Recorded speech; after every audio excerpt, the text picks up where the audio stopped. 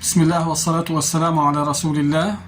أحييكم بتحية الإسلام. السلام عليكم ورحمة الله وبركاته ومرحبا بكم في هذا اللقاء الجديد مع أحكام الصيام. Bienvenue à vous tous. On va parler aujourd'hui du jeûne entre validité et annulation. Donc le jeûne, pour qu'il soit valable, il faut tout d'abord avoir l'intention de jeûner, c'est-à-dire il faut formuler l'intention de jeûner comme on l'a expliqué. Donc si on formule l'intention du jeûne, il faut que ça soit ou bien la veille du mois, du premier jour du mois de Ramadan, pour tout le mois, ou bien chaque soir on formule l'intention pour jeûner le lendemain. Donc si on fait l'intention au début du mois pour tout le mois, là il faut la renouveler s'il y a interruption du jeûne pour une raison valable, par exemple quelqu'un qui voyage et qui pratique la permission de manger, donc là le jour où il reprend, il doit reformuler le jeûne, pareil, l'intention de jeûner, pareil pour celui qui est malade, par exemple, qui tombe malade un jour et donc il reprend et il doit reformuler le jeûne pour le reste du mois de Ramadan. Deuxième point, pour que le jeûne soit valable, il faut s'abstenir de manger et de boire ou de tout ce qui a le même statut juridique que de manger et de boire. C'est-à-dire, donc on jeûne, donc on mange pas et on boit pas de l'aube au coucher du soleil, c'est normal. Donc si on mange volontairement en journée de Ramadan, on a annulé le jeûne de ce jour, il n'est plus valable. Manger et boire et tout ce qui a le même statut juridique, c'est-à-dire par exemple quelqu'un qui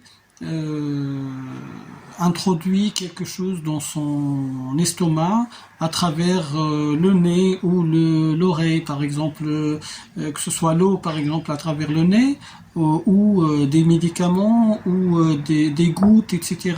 Si on ressent donc le goût au niveau de la gorge et ça arrive à l'estomac, ça annule le jeûne chez la majorité des savants.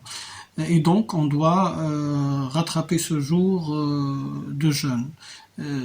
Là, il faut donc comprendre que les savants parlent de tout ce qui atteint l'estomac, donc tout ce qui rentre dans le cœur à travers des orifices donc reconnus, ça annule le jeûne. Même si quelqu'un il avale quelque chose qui ne nourrit pas, il l'avale, elle atteint l'estomac, elle annule le jeûne. Ça c'est le deuxième point. Le troisième point, pour que le jeûne soit valable, il faut s'éloigner de toute relation sexuelle ou tout ce qui a le même statut que d'avoir des relations sexuelles, c'est-à-dire tout ce qui a les mêmes effets.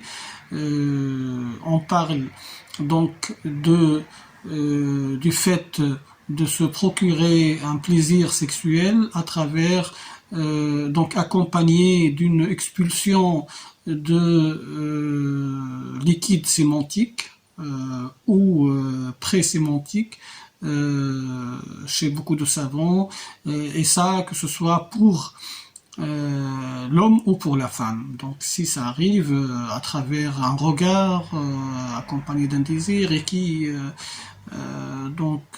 emmène la personne à expulser ce liquide, ou à travers une masturbation ou tout moyen qui donc finit par provoquer ce désir et l'expulsion de ce liquide, ça annule le jeûne. Donc pour que le jeûne soit valable, il faut s'éloigner de toutes ces formes donc de rapport ou de provocation de désir pendant le jeûne du mois de Ramadan.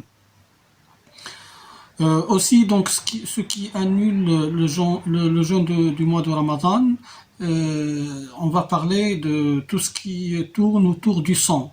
Le sang, ad-dam, a aussi des règles détaillées chez les savants. Bien sûr, il y a des choses qui sont des points de divergence auprès des savants, mais il vaut mieux que le musulman prend ses précautions et fait attention à tout ce qui est considéré par une école juridique comme un acte qui annule le jeûne, et il s'éloigne de cet acte pour que son jeûne soit valable à 100%. Donc quand on parle du sang, on va parler du sang qui ou bien il est injecté dans le corps de l'être humain quand il est malade, il a besoin de sang, donc ça annule le jeûne, ou bien quand il est extracté, quand il sort enfin du corps de l'être humain par exemple le hijama, qui est le fait d'extraire le sang à travers des ventouses, on connaît le hijama, ou bien à travers donc des analyses médicales du sang qui affaiblissent l'être humain, ou à travers des dons de sang considérables qui affaiblissent aussi donc l'être humain. On parle de tout ça comme acte qui annule le jeûne chez beaucoup de savants, surtout si ça affaiblit l'être humain, et il y en a qui ne le considèrent pas comme acte qui annule le jeûne. Comme on a dit, on va être dans la précaution et on va s'éloigner de faire ces choses-là pendant les journées de Ramadan, comme par exemple les dialyses aussi pratiquées par des personnes qui ont des problèmes au niveau des reins. Donc beaucoup de savants considèrent que ça annule le jeûne, et donc il y a des possibilités de les faire le soir, ou s'il n'y a pas de possibilité, donc rattraper ces jours dans lesquels on a pratiqué ces dialyses. Donc ça, ce qui concerne le sang. On va parler aussi par rapport aux actes qui annulent le jeûne, on va parler d'actes qui sont qui dépendent de la volonté de la personne. Si on les fait volontairement, et elles annulent le jeûne chez beaucoup de savants. Ici, ils sont faits d'une façon normale et naturelle, ça n'annule pas le jeûne. Par exemple, si on prend comme exemple le fait de respirer volontairement la fumée des l'encens, par exemple, brûlé pour donner des bonnes odeurs, donc al-bakhour par exemple, si on le fait volontairement et on respire cette fumée, ça annule le jeûne.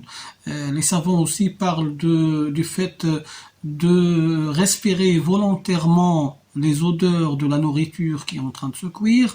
Donc quand on cuisine, il y a des odeurs, il y a la vapeur, donc on est exposé à ça. Si la personne elle-même, elle cuisine, elle le fait parce qu'elle prépare à manger, donc ça c'est une situation normale, donc il n'y a pas de souci.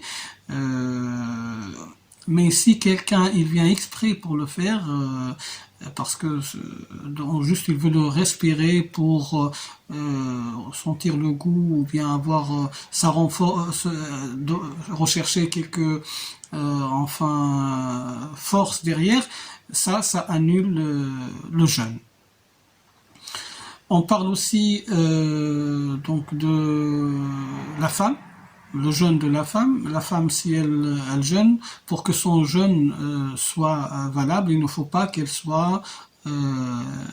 perde du sang en fait, qu'elle soit indisposée, donc quand elle a ses règles, ou bien elle est en accouchement, c'est-à-dire donc un nifas après l'accouchement. Ça aussi c'est des moments où le jeûne n'est pas accepté. Donc ça annule le jeûne, il ne faut pas qu'elle jeûne à ce moment-là. Il faut donc qu'elle soit pure, donc elle ne soit pas dans elle soit propre pour que le jeûne soit accepté. On parle aussi des piqûres qui nourrissent le corps. Si les piqûres nourrissent, ça annule le jeûne. Si c'est des médicaments, si c'est des piqûres qui contiennent des médicaments qui ne donnent pas de la force au corps, qui ne nourrissent pas le corps, là on n'a pas de souci, il n'y a pas de problème, on peut les prendre et on peut donc jeûner en même temps donc que on les prend. Voilà donc globalement